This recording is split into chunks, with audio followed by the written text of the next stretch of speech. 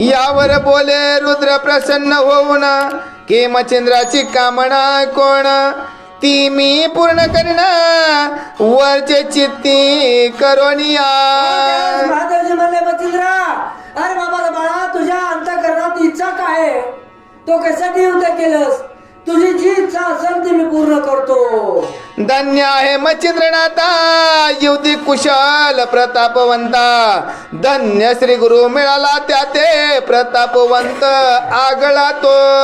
बघा, विचार करा, पाठीमागल्या हातात जाऊन पहिल्या हातात जाऊन विचार करा. आत्ताच्या नाही, आठवण असेल तर ज्या वेळेस पार्वतीला महादेवानं उपदेश केला ते ऐकला नाथ मच्छिंद्रानं माशाच्या पोटात.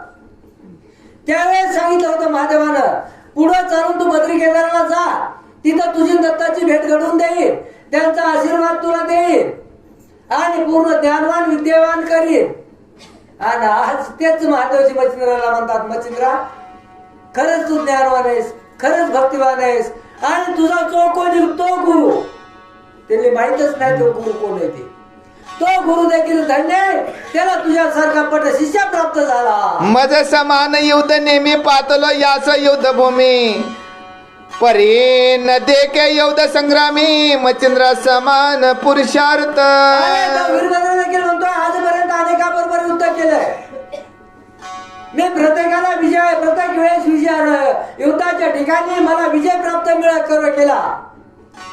परंतु या मच्छिंद्रासारखा श्रेष्ठ वीर मला आजपर्यंत कोणीही मिळाला नाही. म्या पूर्वी रावण बळी भांडून सुखी देवावरी रणी आणून किन्नार गंधर्व थकीत जाण नाही पुढे ठेले ममा येऊ दे. पुरी इतर तर त्या सोडून जो 14 चौकड्याचा राजा रावण आहे, ज्याच्या बंदीशाळेच्या ठिकाणी 33 कोटी देव आहे, त्या बंदी राजा रावणाला देखील मी रणभूमीवर पराजित केलं आणि देवाने सुखी केलं. मग इतर देवता बापुडे काय, त्यांना तर सहज गत्या माझ्या समोर त्यांनी पराजय पत्करला. कल्पांत भैरव माते नामा देते झाले सुर उत्तम माझे जिंकावया युद्ध कर्म मिळाला नाही कोणीच. अरे बाबा, माझ्या बरोबर शिवताला समोर रणभूमीवर कुणीच टिकाव धरलेला नाही. प्रत्येकाला माझ्या समोर पराभव पत्करावा लागलाय. एवढा मी शूर आहे, परंतु मच्छिंद्राच्या पुढे मी हात टेकले.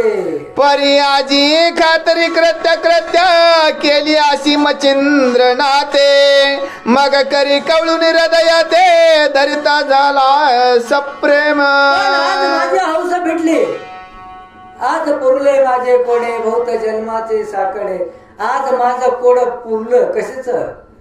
रणभूमीच्या ठिकाणी माझ्यासारख्या, माझ्या प्रतीचा, माझ्या गुणवत्तेचा मला समोर योद्धा मिळाला. त्याच्याबरोबर युद्ध करून जी मला हौस होती ती हौस माझी पूर्ण झाली. असं म्हणून नाताला स्वतःच्या हृदयाच्या ठिकाणी हरिगान दिलंय. म्हणे महाराजा योग त्रुमा वेदक कामना असेल तुम्हा तरी ती सांगून यावर रुद्र उत्तमा वरद चुका पोडावी.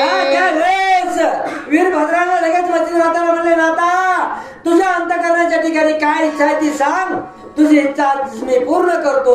ये म्हणे बा महाराजा एक अर्थ तू करुणी माझा परे त्यात फळ देऊनी ओजा लोकोपकार मिरवावे. संतांच्या जगाच्या कल्याणा संतांच्या विरोधी देह कष्टविती परोपकारे. बाबा वीरभद्रा, मला काही नको रे तुझा, मला तुझ्याकडून कुठलीच अपेक्षा नाही. पण कोण आला की मोठी प्रश्नचिन्ह निर्माण झाले. मी जगाच्या कल्याणासाठी, जगाच्या हितासाठी साबर विद्येचं कवित्व करतोय. त्या कवित्वाला तुझा वरदान दे, तुझा आशीर्वाद दे. जैसे एक वायूच्या अधीन यथार्थ वर्ष काळी मेघ वर्षे जलाते तेने तुष्ट होऊन क्षिती चराचर अवघेही. आणि ज्याच्या मंत्राच्या योगा करून जगताच्या ठिकाणी जे दुःख आहे, बुडते हे जन न देखावे डोळा म्हणून कळवळ येत असेल. या प्रथम तलावर जे दुःख जीव आहे, हे मनुष्य आहे, हे जे काय असणार दुःखात आहे, त्यांना दुःखातून मुक्तता देण्यासाठी मी साबर विद्येचं कवित्व करतोय. त्याच्यासाठी मला तुझा आशीर्वाद हवा आहे. तन्मय कामनाची ती विकारा सांडीवरली मती तरी कार्यगंधाच्या पैसोनी आरती लोकोपकारी मिरवावे. त्याच्यासाठी लोकोपकारी. मला काही तुझ्याकडून अपेक्षा नाही, मला पाहिजे नाही. अरे तू मला देणारच कोण आहेस? मला देणारा तो दाता आहे माझा गुरु. त्याने मला भरपूर दिलाय. मला तुझ्याकडून अपेक्षा नाही, पण लोकोपकारासाठी मी साबर विद्येचं जे कवित्व केलंय, जे मंत्र आहेत, त्याच्यात तुझं ज्या ठिकाणी नाव येईल तिथं येऊन त्याचं कार्य तो पूर्ण करावं. तरी तू अर्थ म्हणाल कोण महाराजा करा श्रवण म्या कामणीवरील विद्या काम साबरी विद्या महाराजा. तरी मी माझ्या अंतःकरणाच्या ठिकाणी एक इच्छा निर्माण झाली आहे. ज्या मंत्राच्या योगे करून जगतातले दुःख नाहीसे व्हावा, ते साबरी विद्या आणि त्या विद्याचं मी कवित्व करू लागलोय, मंत्र निर्माण करू लागलोय. त्या मंत्राच्या ठिकाणी तो यायचं. तरी त्या मंत्र बोला समान आपण वहिवात आहे दोही धर्म तोरे जाऊन जगाच्या कामा मंत्र पाठी पुरवावा. काय करायचं? त्या मंत्राच्या पाठी जाऊन जगाचं काम करायचं. काय काम करायचं? या पृथ्वी तलावाला कुणीही असेल ज्याच्या मुखातून त्या मंत्राचा उच्चार होईल, त्यावेळेस तो तिथं जायचं. गुढीत नाही बरं का सांगितलं, दाब टाकून सांगितलंय. तसं नाही ऐकत. रणभूमीच्या ठिकाणी जिंकून घेतलंय, जिंकून घेऊन सांगितलंय तू ते काम कर.